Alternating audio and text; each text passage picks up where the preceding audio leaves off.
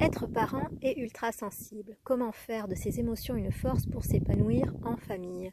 Voici le livre que je vous permets de découvrir en ce 1er janvier 2022 après une randonnée magnifique à la chapelle d'Ainoa dans le Pays Basque. Donc cette vue est magnifique puisque l'on voit et l'océan et les montagnes. Donc c'est un livre extrêmement accessible, Être parent et ultra sensible. Accessible car il a été écrit par une maman qui se dit dramathérapeute, donc ça j'avoue que j'y crois pas trop, c'est des titres que l'on se donne mais qui ne valent selon moi pas grand chose. Je l'ai trouvé accessible car concret dans les conseils qu'il donne et extrêmement déculpabilisant, ce qui est positif pour nous aider, nous parents ultra sensibles et nous parents dans l'élévation de nos enfants. Allez, on y va pour les petits extraits.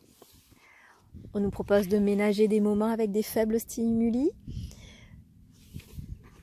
en tant que maman, mais je pense que ça peut être valable pour les papas. Et ce que j'aime dans ce livre, c'est qu'il est destiné aussi bien pour les mamans solo que pour les mamans en couple. Il donne des conseils justement pour le conjoint, donc ça peut éviter un éventuel divorce. Voilà, donc on se comprend mieux, on comprend mieux la profondeur de nos émotions, non, l'intensité de nos émotions et la profondeur de nos sentiments. On saisit mieux la différence entre maîtriser et contrôler. Alors ça, c'est pas dans le livre, mais ça vient de moi. Pendant des années,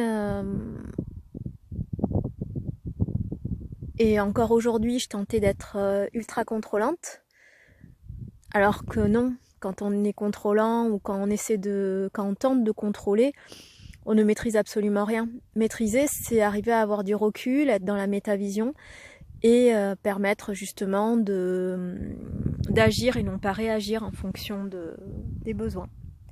Voilà, belle journée!